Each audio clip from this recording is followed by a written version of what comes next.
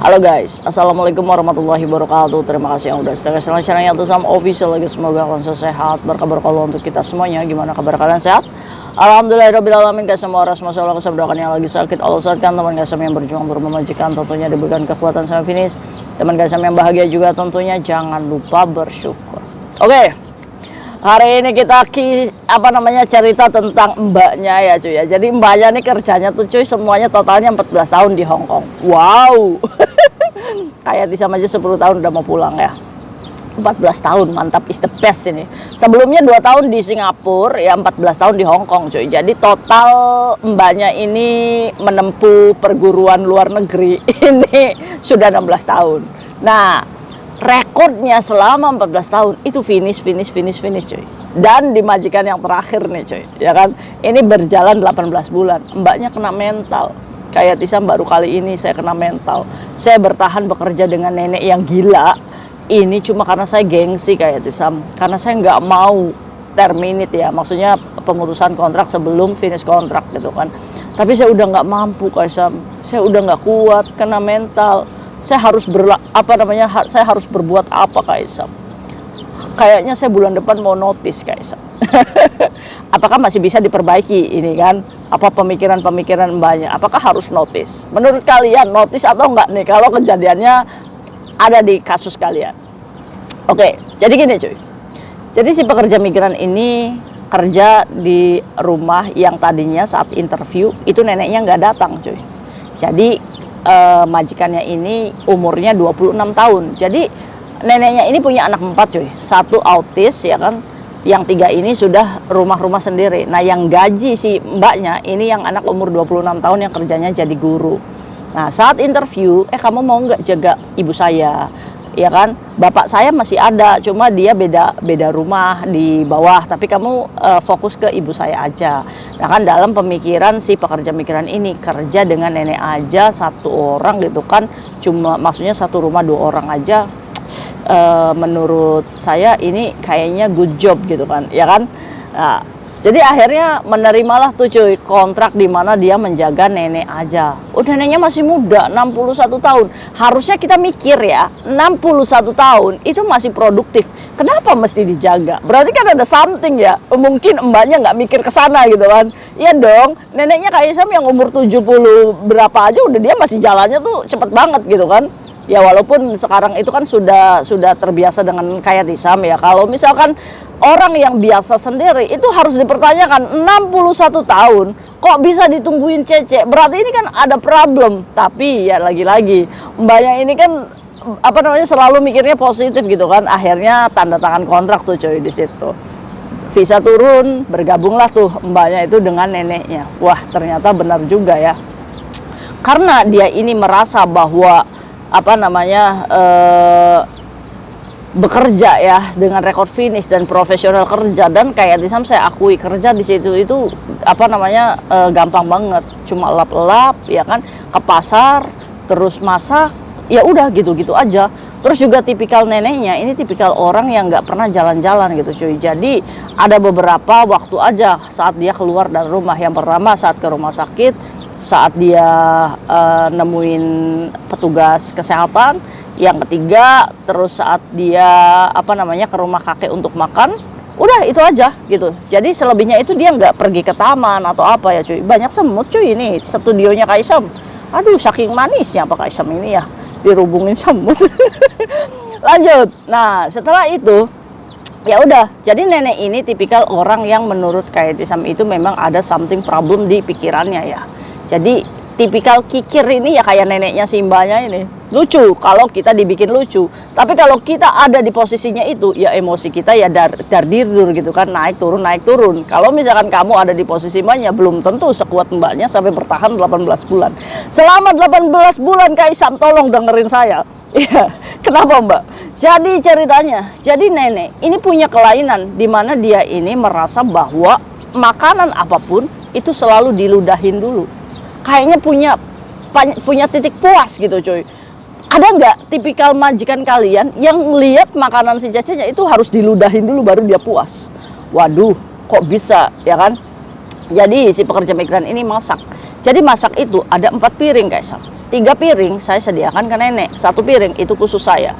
Jadi makan itu kita harus satu meja makan, ya kan. Nah makanan semuanya itu kayak nenek itu ngepatin tuh, ada kayak kayik, ada apa, dan dipatin tuh ke piringnya si cecenya ya, sedikit gitu. Nah udah kayak gitu baru diludahin dulu cuy. Wah ya jijik ya kalau kayak gitu, bener Kaisam. Saya sampai kayak gini tuh, tapi tetap kena katanya cuy, sampai kadang bau ya, karena itu sampai saya nggak mau makan guys, sampai saya buang itu. Jadi beberapa kali itu memang kejadiannya seperti itu ya kan. Terus dia mungkin menggeserkan piringnya sampai nggak kena gitu kan, tapi dia makan lagi. Tapi kalau misalkan cecenya lagi kemana gitu kan, dia bisa ngeludahin, ya itu sialnya tuh seperti itu. Itulah pernah waktu itu saya tegur si nenek ini, terus ya dia ya biasa aja, kayak enjoy, kayak happy gitu abis ngeludahin semua makanannya. Apa kita contohkan lagi ya ngeludahin makanannya dia, apa nggak langsung dipoking gitu. Serba bingung ya, memang kita jadi cece itu ya, sabar mbak, sabar. Nah itu jadi seringkali mbaknya ini nggak makan malam cuy, dibuang aja, jadi makan mie dan lain-lain kayak gitu. Nah tipikal si neneknya ini benar-benar ya kuhon lah cuy. Terus dia ini mandi. Nah itu soal makanan ya. Jadi makanan itu kloter-kloteran cuy. Jadi sesuai dengan aturannya nenek masak ini. 4 bulan sekali makanannya itu kayik, ikan, ini sayurnya cuma 4 macam aja yang dia suka ya cuy ya. Choysam salah satunya. Terus udah itu aja, nggak boleh. Kalau kita masak di luar bukan yang nenek mau, itu fabehe neneknya cuy. Jadi 4 bulan ganti menunya, dan cecenya harus makan itu, dan nggak boleh makan selain itu. Kalau makan selain itu ya beli sendiri gitu kan. Nah termasuknya si cecenya ini juga nggak pelit untuk dirinya sendiri ya kan. Jadi dia ini ya dia merasa kurang gitu kan, dia juga makan buah, boro-boro di nenek dibelikan buah gitu kan, jadi akhirnya beli buah lah dimasukkan ke rumahnya. Nah yang jadi anehnya, kalau punya cecenya ini diambil sama si neneknya itu, minta ya kan. Tapi kalau misalkan dianya ini boro-boro mau ngasih, seperti contohnya mbak ini beli kopi ya kan, nih kena mentalnya ini si mbaknya tuh selalu ngomong, kamu itu beli kopi murah banget katanya. Kamu itu kopi apa itu katanya murah. Saking mbaknya kesel ya kan, ini saya beli yang murah aja kamu nggak mau belikan kopi buat saya katanya kayak gitu. Terus kata si neneknya, ngapain saya beliin kopi kamu katanya, orang saya nggak minum kopi. Sabar lagi ya. Terus udah kayak gitu neneknya suruh mandi itu mandi cuy ke kamar mandi, cuma dia nggak pakai sabun itu awet ya kan. Bahkan di di kamar di dapur Kaisam itu ada sabun mandi, bahkan dikasihkan ke saya 1 botol itu kan. Saya sabunan pakai sabun itu, saya nggak nyadar kalau kok badan saya nggak wangi ya, padahal sabunnya itu kan mereknya oke lah ya. Pas dilihat expire Kaisam, masa ini beli di 2015 dipakainya di 2022. Ya kan, expire semua Kaisam, sabun-sabun ini expire. Terus gimana? Ya nggak gimana-gimana, nenek juga nggak pakai sabun. Saya bilang, nek kamu nggak pakai sabun, saya pakai kok sedikit-sedikit. Mana mungkin, masa 1 tahun 1 botol nggak habis-habis. Ini kadang nenek-nenek ya, kadang dia mikirnya mungkin kena mental ya. Kena mentalnya sih kayak Zam tahu sih, karena anaknya kan 4 cuy, dibesarkan semua ya kan. Nah udah kayak gitu, dia punya background suka mukulin suaminya, makanya kenapa bisa ranjang. Jadi suaminya itu ada di lantai 4, dia di lantai 6 gitu cuy, tapi dalam satu gedung. Nah mbaknya juga kalau misalkan setiap hari Kamis dan hari Sabtu itu turun ke rumah kakeknya bantu ngelapin aja. Nah terus ada 1 hari dimana setiap minggu itu turun ke rumah kakek makan bareng kayak gitu. Nah kayak gitu. Nah si kakeknya ini tinggal sama anak yang autis itu. Jadi sebenarnya beban keluarga ini tuh berat ya. Ya itu tadi, makanya kenapa di umur 61 tahun nenek ini mengalami gangguan mental seperti ini. Nah contoh lagi nih, contoh lagi Kaisam, saya ini beli lamkwa itu loh ya kan, pumpkin. Si nenek itu pengen makan itu bareng. Saya bilang, ini saya nggak akan masak di sini, saya mau bawa keluar sama teman-teman libur. Oh ya udah katanya, ini kan rumah saya katanya, kamu nggak boleh nempatin lampu kamu di rumah saya, taruh di depan pintu katanya. Ya Allah Gusti. Jadi begitu cuy. Jadi kenapa si nenek ini suka makanin makanannya mbaknya? Karena apa? Karena dia ini merasa itu rumahnya. Kamu kena pajak gitu kan kalau masukin makanan ke rumah saya. Jadi saya boleh makan punya kamu, tapi kamu nggak boleh makan punya saya, ya kan? Saking kikirnya, saking pelitnya, tisu ya kan? Karena si pekerja migran ini juga butuh tisu ya cuy. Akhirnya beli sendiri. Ditaruh di kamarnya ini ya cuy ya. Ini tisu sering diambilin sama nenek 5 lembar setiap hari ditumpuk tuh di kamarnya. Kesel nggak? Nah si pekerja migran ini juga kalau masuk kamarnya itu di jam-jam. Jadi si nenek ini benar-benar nggak percaya sama si pekerja migran ini ya, takut semuanya dicolong mungkin ya. Terus kalau misalkan lagi santai, nenek ini ngomong sama mbaknya, kamu itu di sini itu pembantu yang paling bahagia sedunia. Loh kenapa? Ya iyalah, orang kamu nggak ada kerja katanya di sini. Loh kalau misalkan memang saya nggak ada kerja di sini, kamu suruh anakmu pecat saya loh. Iya, saya juga nggak tahu kenapa anak saya itu kerjakan kamu di sini katanya. Terus menurut kamu yang kerja itu bagaimana? Nah kalau misalkan kamu ngebersihin semua satu gedung, itu baru kamu ada kerja katanya. Lah memangnya kita cleaning service apa ya? Nah itu coy. Jadi umpatan-umpatan nenek ini yang menjadikan si pekerja migran ini kena mental, ya kan? Ya siapa gitu kan? Walaupun kerjaannya itu ibaratnya santuy ya cuy ya. Tapi mulutnya ini udah nggak bisa direm gitu kan. Contoh aja buang sampah itu ditungguin di pintu, ya kan? Cepet kamu buang sampah katanya. Terus udah dibuang sampah ya cuy ya, di bawah terus naik lagi terus ngomong, kamu lama sekali buang sampah katanya. Kesel nggak sih? Kalau kayak Tisam ya, udah yuk turun, ikut buang sampah. Berapa nih di menit ini berapa? Ya kan? Sampai seribet itu nenek ini kembali lagi. Kalau kita sadar, ini nenek punya gangguan mental, iya nggak sih? Ya kan? Nah tapi kan kitanya yang kerja di situ ya bener-bener kena mental, ya kan? Udah kayak gitu dia merasa bahwa dia itu nggak pernah mandi juga pakai sabunnya culit-culit, ya kan? Terus dia ngomong ke cecenya, kamu itu hitam katanya, jelek kamu itu, bau katanya, kamu tuh bajunya murahan katanya, kayak gitu. Jadi mengumpat seperti itu sering sekali. Nah ini kasusnya, kenapa si pekerja migran ini bisa kena mental dan pengen notice nih di bulan depan. Ini berawal dari si pekerja migran ini pengen makan sawi cuy, sayur sawi itu kan.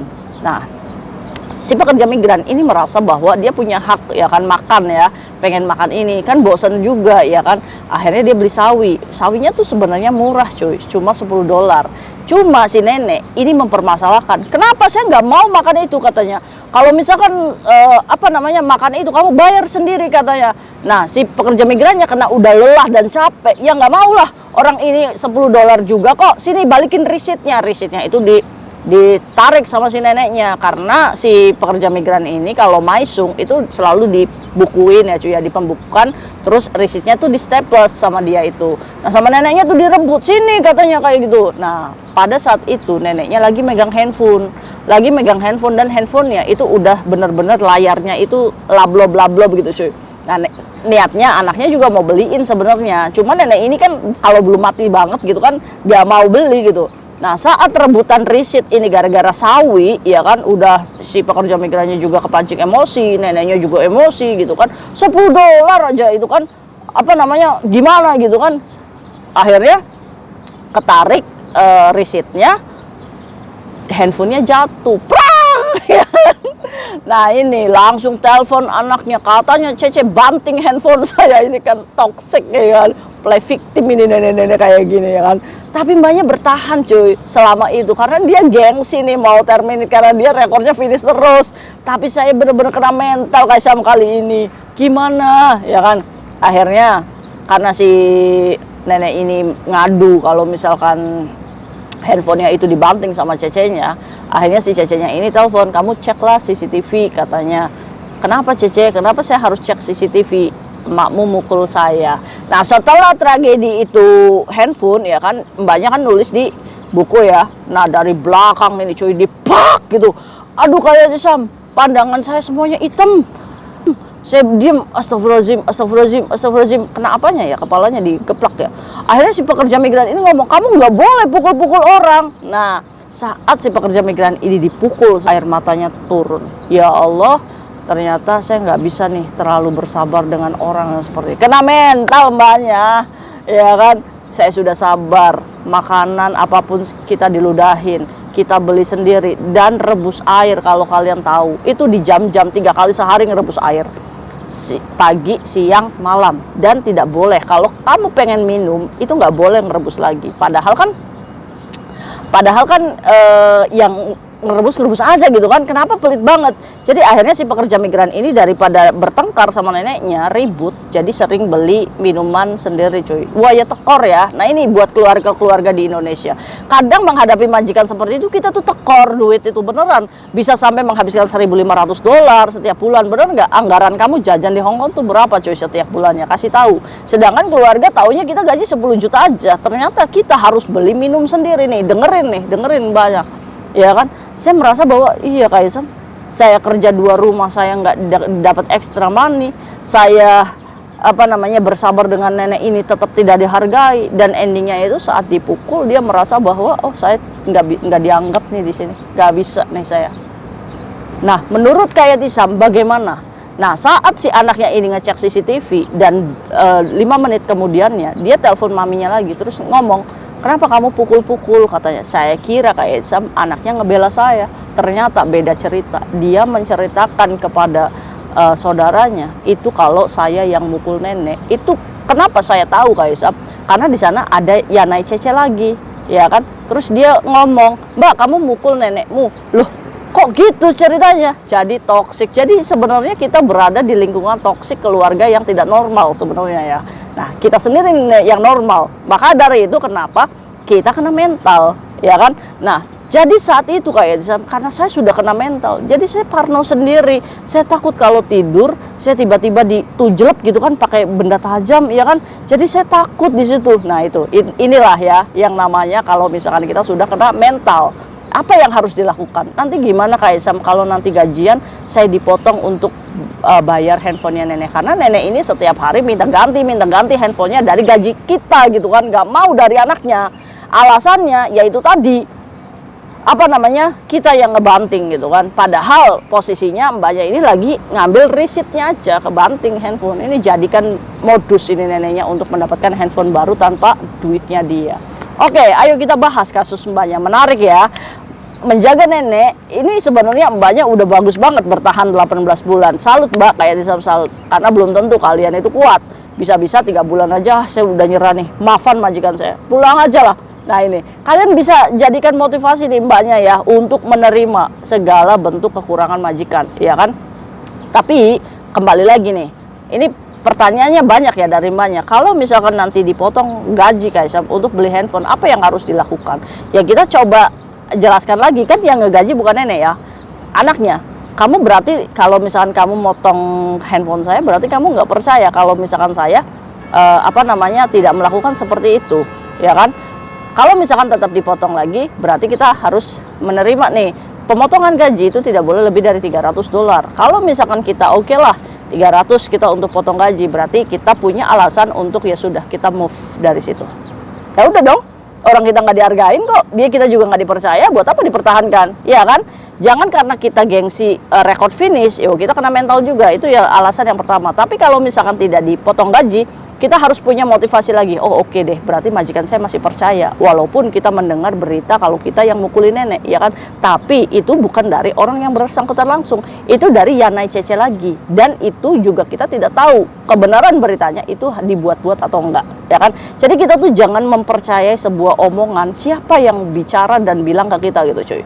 Jadi kita tetap harus logika kita harus jalan. Selama itu tidak saya dengar sendiri dari mulut dia, ya kita jangan percaya. Karena sekarang tuh banyak fitnah-fitnah dajjal, ya kan. Nah itu tadi mbak, kalau misalkan dipotong, nggak dipotong, berarti kita masih punya alasan untuk bertahan gitu kan. Tapi kalau dipotong, ya wis berarti alasan kamu untuk move itu benar sekali. Nah yang kedua, untuk masalah menghadapi nenek seperti ini, apa yang dilakukan? Lakukan apa yang dia lakukan kembali. Seperti contoh, kalau dia mengumpat tentang kita hitam, ya kan. Kamu itu Cece, indek kumel, hitam, bajunya murah-murah. Ih, kamu jangan diam kalau diomong kayak gitu sama orang-orang kayak gitu.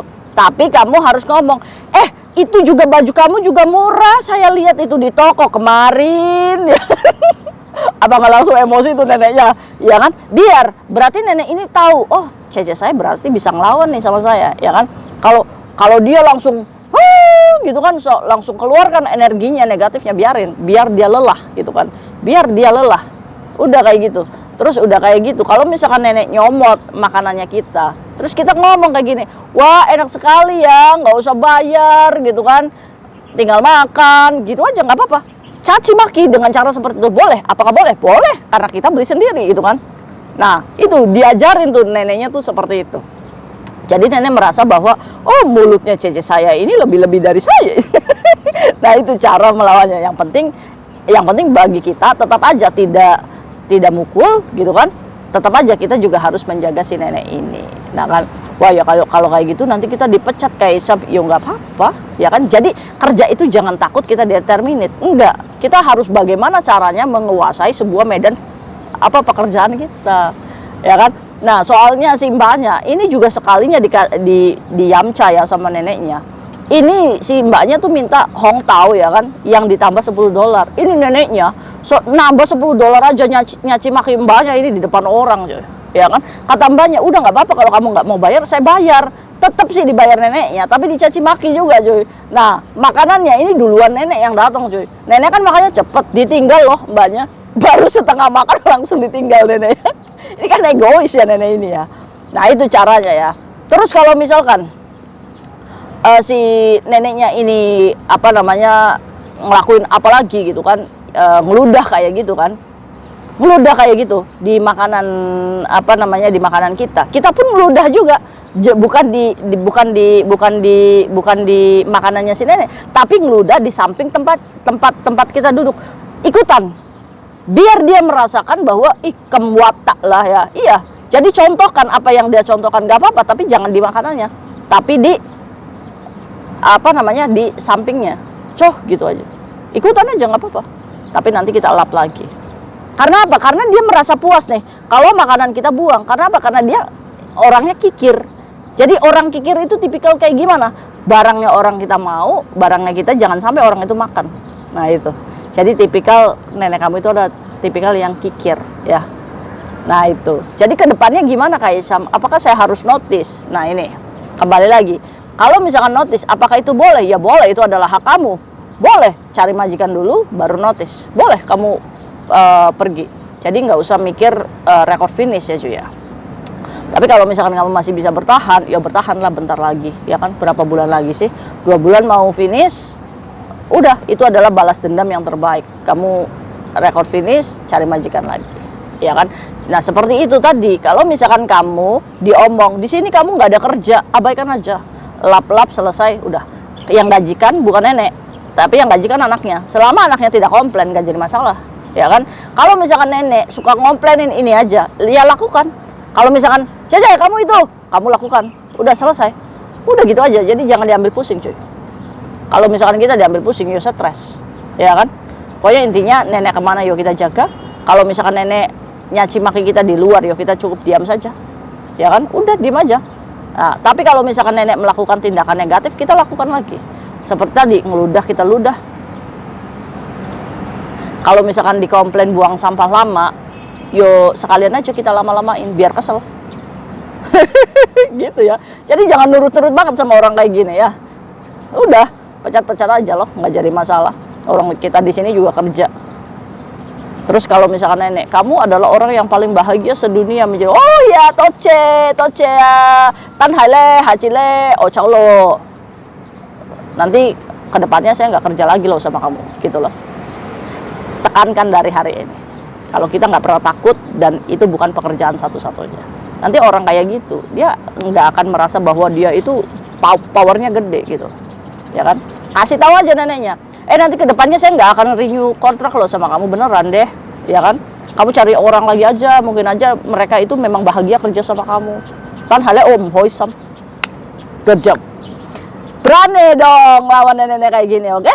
Nah iya, mungkin itu sharing guys sama hari ini. Semoga mbaknya mendapatkan keputusannya. Kalau misalkan kamu tanya sama kayak Syam, yang nggak akan keluar, tahan aja sampai finish, ya kan? Tapi cara kita untuk menghadapi nenek kayak gini lebih berani lagi, ya kan?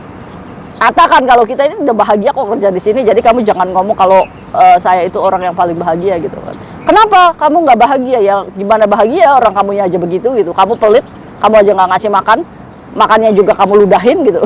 Gitu aja, oke? Nah, see you next video, bye bye. Assalamualaikum warahmatullahi wabarakatuh. Kira-kira nenek kalian kayak gini nggak? Bye bye.